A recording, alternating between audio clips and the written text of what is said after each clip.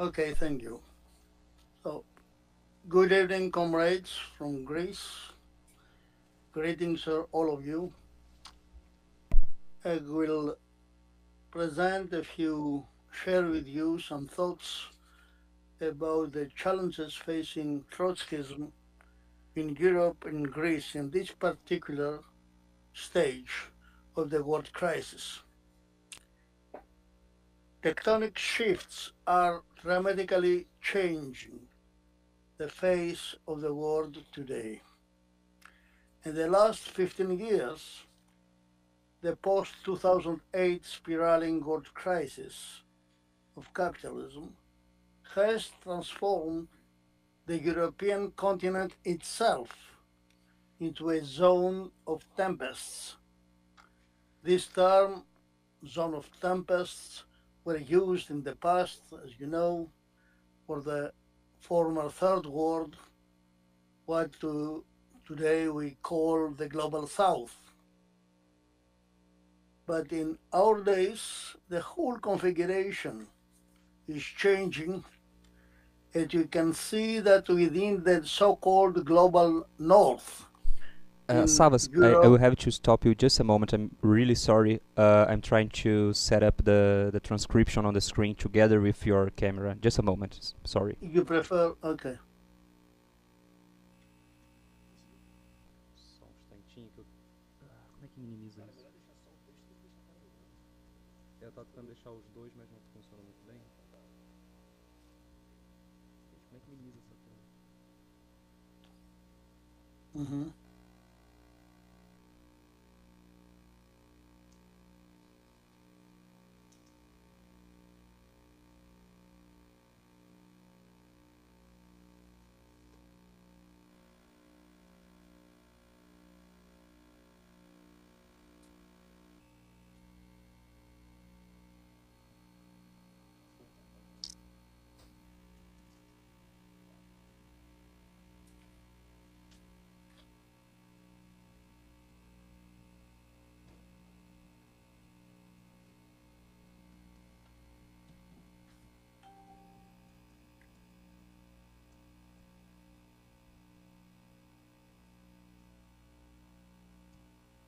Vocês conseguem ler agora, né?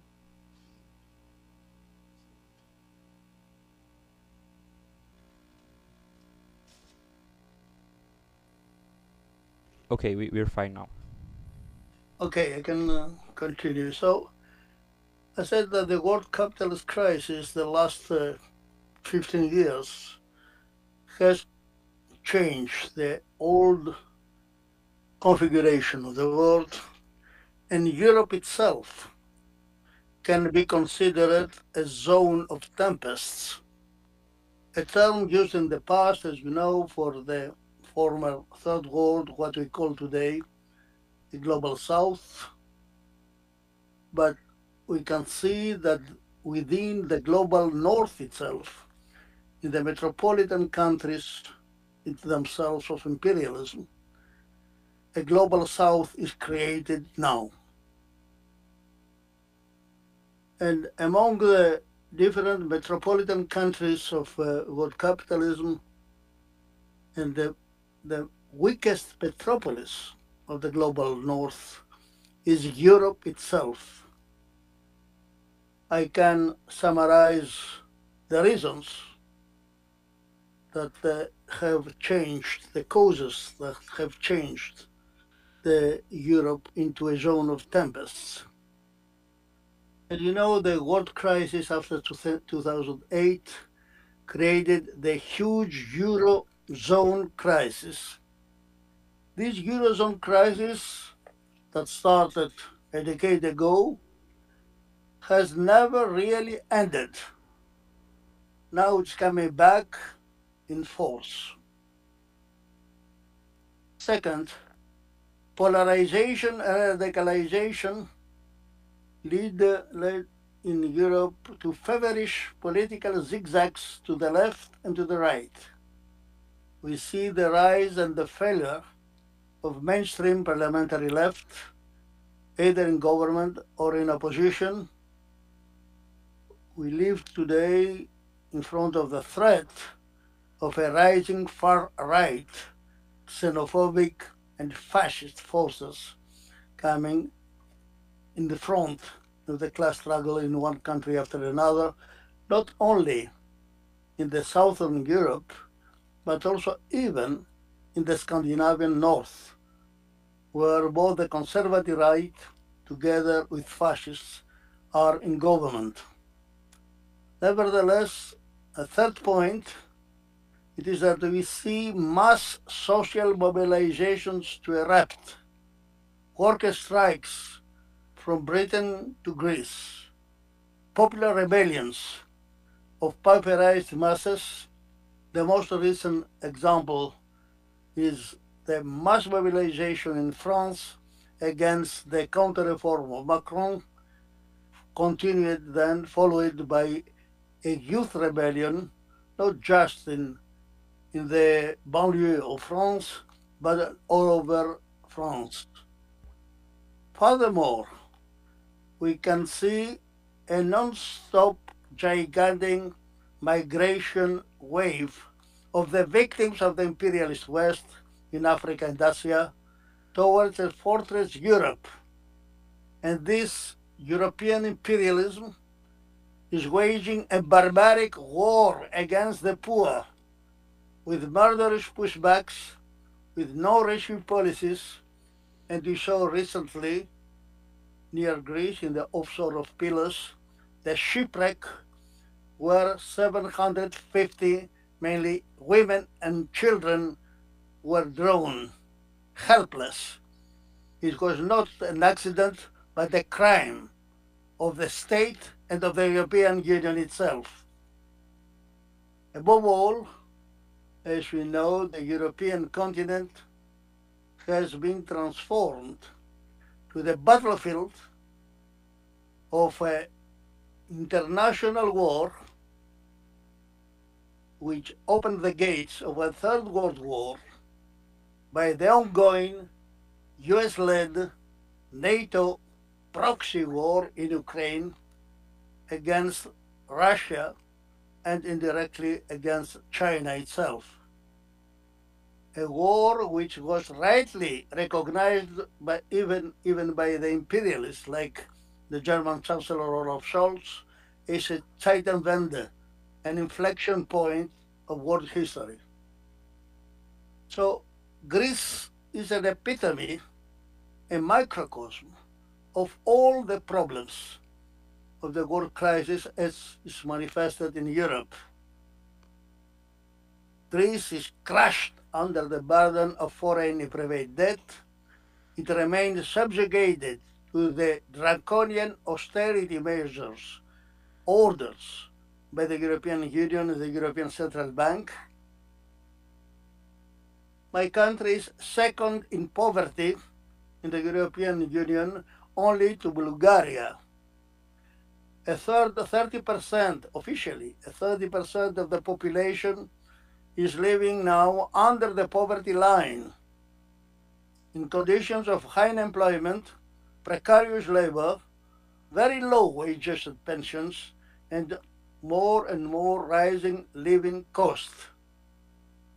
Greece is reduced today into a profitable field only for rapacious foreign funds and speculators in real estate and tourism. Greece is becoming a kind of a Thailand for rich. The Greek state is notorious for its bureaucracy and corruption. At the same time, it is the guardian of Fortress Europe against the migrants in southeastern borders of Fortress Europe. The Greek state is a loyal member of NATO.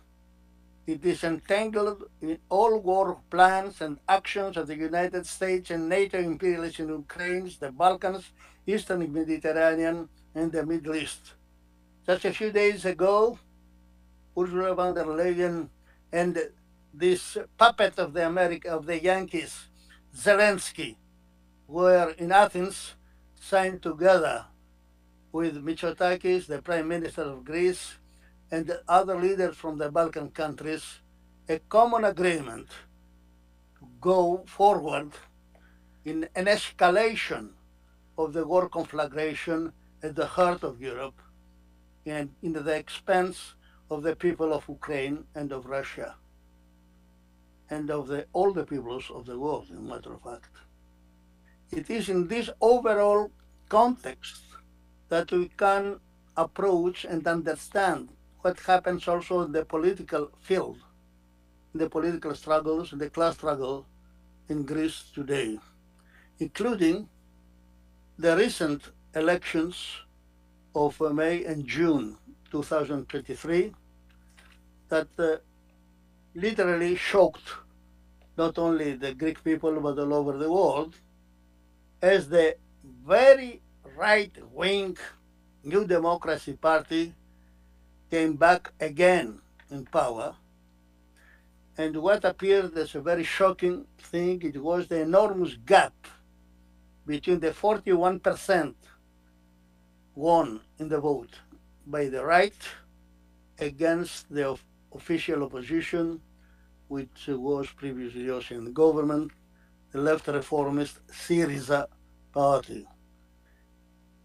And to add insult to injury, the landslide victory of the conservative right was accompanied by the coming back to parliament of the heirs of the Nazi Golden Dawn, and together the Nazis plus another 3 far-right French groups entered the parliament by getting an increased vote of 13% as a sum. The victory of the right was based mainly on the absence of any credible rival alternative to form an alternative government. The New Democracy's victory was primarily built on the political ruins of a discredited left, of a discredited Syriza, more precisely.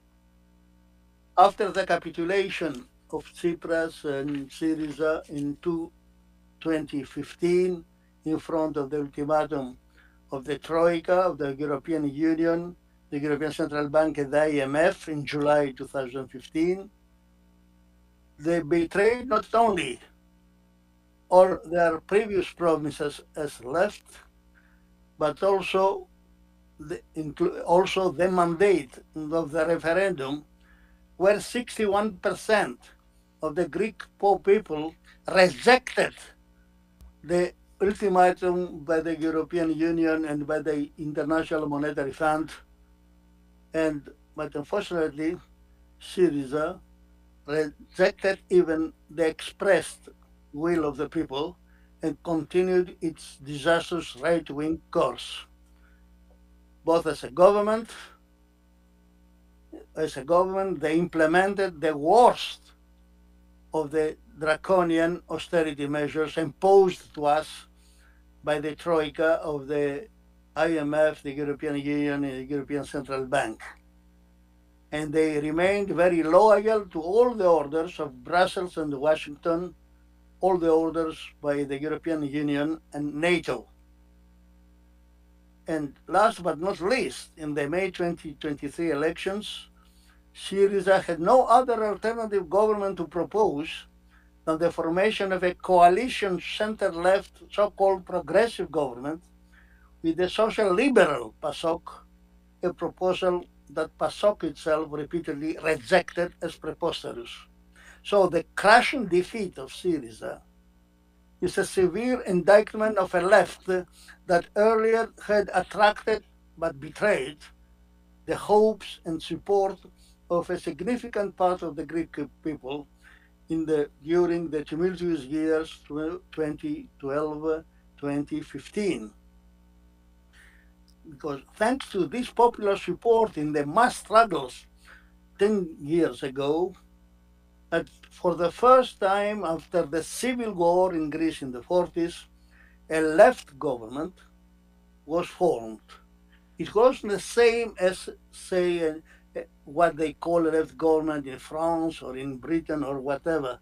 In Greece, that knew a 10 years of armed struggle in the 40s. First against the Nazi occupation, then against the British imperialists, then against the American imperialists, then against all the Greek bourgeoisie.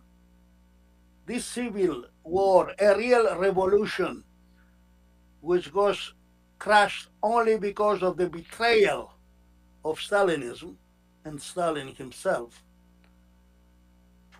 For the left to come back in power, even through an electoral process, it was a shock for the Greek bourgeoisie and also for the imperialists. So they have to use all the weakness, even the betrayal of this reformist Stalinoid left, called itself Syriza, to open the door not just to a defeat of Syriza itself in elections, but as the right wing now in Greece say, that what we have to do is not allow, never, the left, either by armed struggle or by elections, to take power in this country.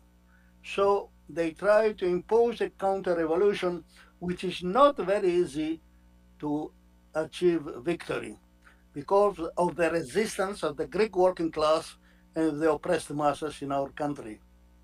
So we are against in a very tumultuous situation that nobody really can understand without just by what the mainstream mass media say internationally. In the left, forces who call themselves that are on the left of Syriza, like the Stalinist Communist Party of Greece, there are disasters. They combine both opportunism and sectarianism.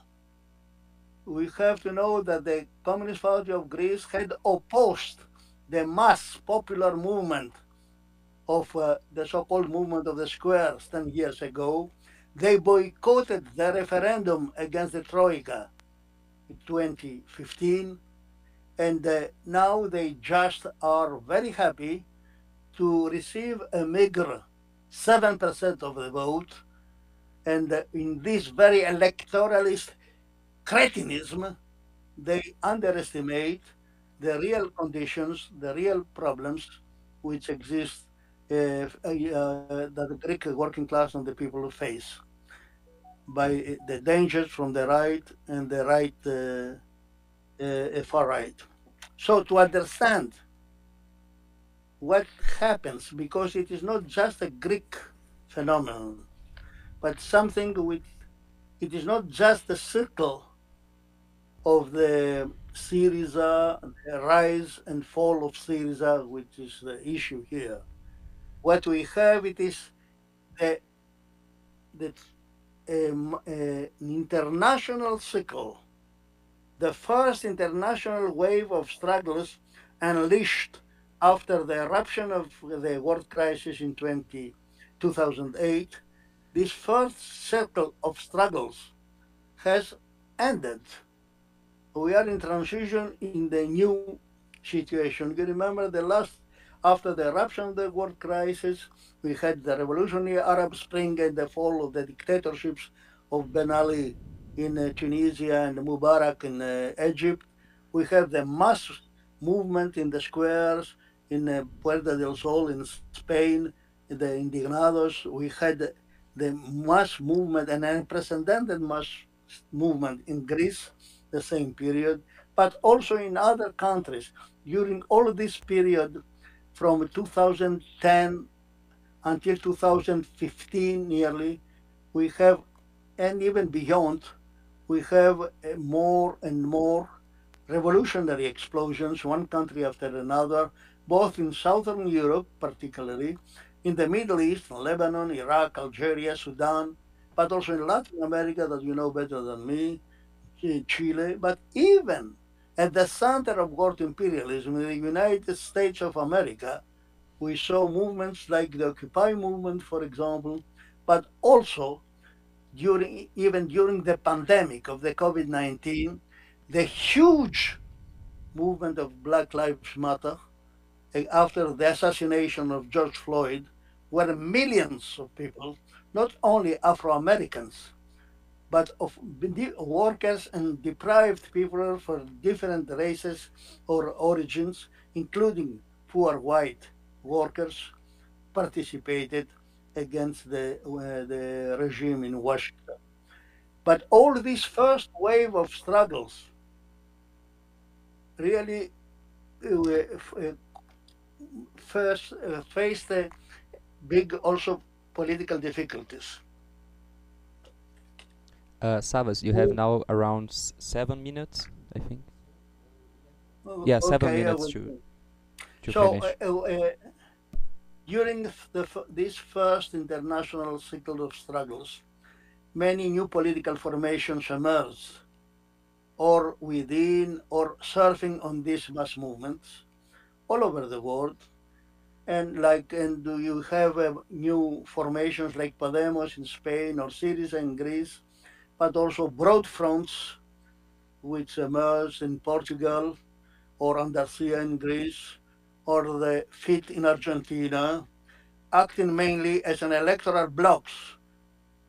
They captured the support of masses, but then all these broad fronts and broad parties which get formed, they met with defeat with many splits, and all this first phase, in our view, has finished. So, as I have no time, I will try to. So, all these experiences of the last 10 years, we have to see them as, to use an expression by Trotsky, a term by Trotsky, as strategic experiences, which means as historical experiences, having at their center the strategical question of power itself. And it is the struggle for a workers' power which was abandoned by the most of the left during the last period, including the radical and the capitalist left, and we pay a price until now for this. To, to not fight, to not have a strategy for workers' power, thinking that this is not realpolitik, and that led to defend, to use Syriza's term, the continuity of the state, and then to adapt yourself to the state, and just to restrict the role of the left to be a militant opposition, a pressure group to the bourgeois government, and not a force fighting to bring the working class in power. This, we saw it in many forms in Greece. In my paper, I put some details on that. For our party, which this year celebrates 60 years of revolutionary existence and struggle, with all the ups and downs, we have all the leaps forward and regressions, difficulties, enormous fighting in military dictatorships that the Latin American working class know as well very much. But despite all these things, particularly the last 10 years, what we insisted it was to transform all these struggles into a movement challenging the power of the bourgeoisie and class domination, challenging the state itself. For this reason, our party became through all this time until now, particularly the last 10 years, the target of vicious state attacks. In 2009, nearly they killed the leading comrades of us. In 2013, myself, I was a secretary of our party, was put in trial by the right and the far right, by the Nazi Golden Dawn, accusing our party fomenting a civil war in Greece to impose, as they said, this is official accusation, that we want to impose a Judeo-Bolshevik regime in Greece. And even now, the right-wing government in Greece these days launch a witch hunt in our party because we accuse them. With a mass meeting with more than 1,000 people, we revealed the crime they did against the migrants in the Pilos shipwreck and beyond until now. So we are in a very tense situation in Greece. And the question, the central question, which delimitates, differentiates ours from most of the other forces here, is the attitude to the NATO war in Europe, in Greece, and in all the international dimensions that it has. It is because the adaptation of the capitalist state in the period led to an adaptation to the imperialist war itself, and we saw it in after the explosion of the war, when most of the forces of the left either they capitulated openly to NATO in the name of pretending to defend the right of national self-determination of the Ukrainian people, etc. We and without seeing that from the first moment of the collapse of the Soviet Union, the main target of NATO and of imperialism nearly from the beginning, it was really to implement what they call the Brzezinski doctrine, to fragment the former Soviet space, to colonize it, and to impose fascistoid regimes of Quislings from them. By the way, this was the prophecy that Trotsky himself did in an article that he wrote in 1929, where he said the capitalist restoration in the former in Soviet Union, it will not be just a return back to the Russian capitalism before the October Revolution, with or without the Tsar, but it will be fragmentation and colonization of the former Soviet Union. And this is what we experience today. This reactionary war drive against in this war, it expressed really the catastrophic potential of an world capitalism in decline and in an insoluble crisis. They need to reoccupy all these spaces, colonize them in a desperate, a futile attempt to overturn the tendency to decline and of an insoluble crisis. So that does not mean that our party and our comrades in the what it is the International Socialist Center, Christian Rakowski, that Savvas, we you are reached supporting Putin. We don't support him. On the contrary, we say that capitalist restoration opened the gates to imperialism. We are for the revolutionary mobilization of the working class internationally to defeat NATO in this war, and on this basis to regroup the workers' vanguard all over the world in the international that Trotsky had founded but never completed this task after his death, and to go forward. I understand that my time is out, okay? And just a few words and I finish, thanking the organizer for the invitation. We think as we live moments that have a parallel of 1914, the beginning of the First World War, where most of the left had capitulated to imperialism and its war targets. We need a new Zimmerwald conference, and we work on that, not as a substitute, but a step really to build the Revolutionary International that the foundation was put in by Trotsky, but this task was never completed. For us, the circle which was opened by the October Socialist Revolution in 1917, the circle of the World Socialist Revolution was not closed, does not belong to the past, because Trotsky and Trotskyism were never just anti-Stalinism. We fought Stalinism because it was a break for the world revolution. The task that put by Trotsky and his followers, it was to complete the world revolution which started in 1917 in Russia, and this is the main issue also in this war. We have to continue and complete the work that started with the explosion of the world revolution against a declining historical system, world capitalism. Thank you for your attention and sorry for the time. Thank you. Thank you, Savvas. So, Savvas, you'll be starting like this to finish our debate. You'll be the first one to talk again. You have 10 minutos.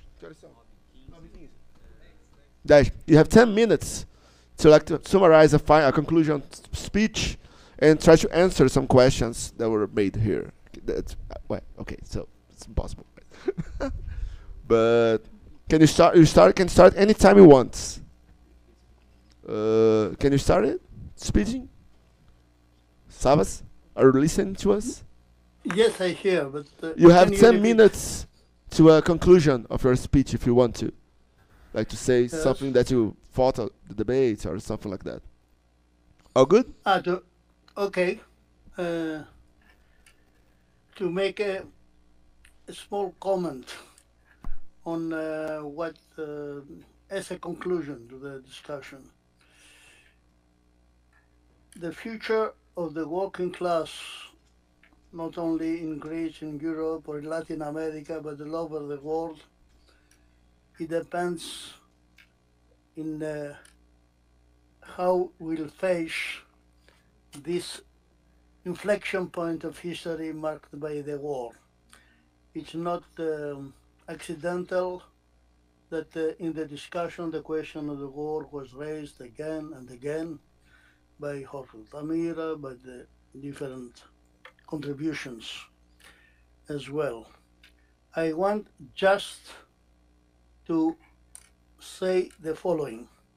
There is enormous confusion all over the world, a disorientation in the international left in relation precisely how to characterize this war.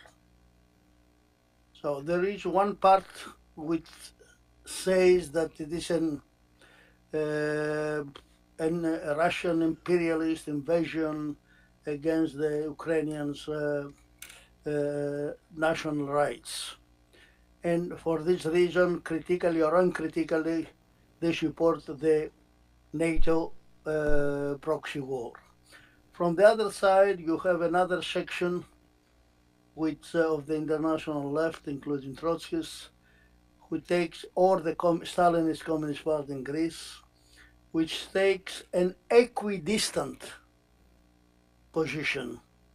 They say it is like, it reminds me a bit the position of Max Schachtman in the famous conflict in the SWP in the beginning of the First World War, when Schachtman and the Schachtmanites and the American SWP, they demanded an insurrection against both sides, against Hitler and against Stalin.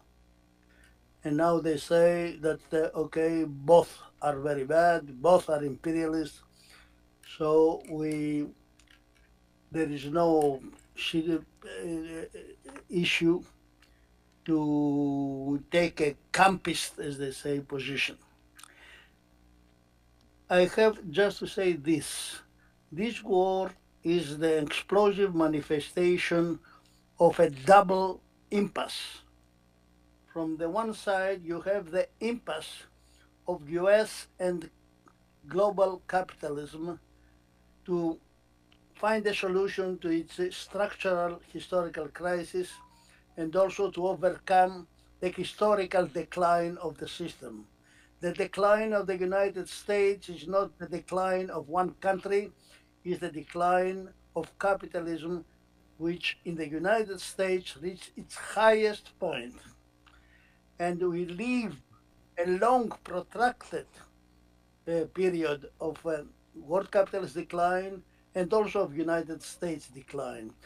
I can say it became very obvious from the defeat of the American imperialism in Vietnam to the fiasco of the American imperialism in Afghanistan or Iraq or in Africa now.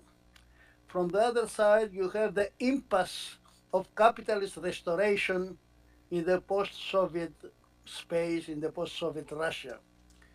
Even some of the think tanks of the imperialists, they agree that we have to see capitalist restoration not just in one event or in one moment, that everything has finished in 1991. So we have a capitalist Russia from one side, you have imperialism from the other. Even Sergei Plokhy, who is an Ukrainian historian teaching in the United States, he says that capitalism, the dissolution of the Soviet Union is not a momentary incident, it is a process. And now this process reached the point of a conflagration which opened the gates of Third World War and of a nuclear Armageddon. The capitalist restoration, which definitely this is the official line of the ruling elite and the rising bourgeoisie and in the Bonapartist regime of Putin, but there also they cannot succeed.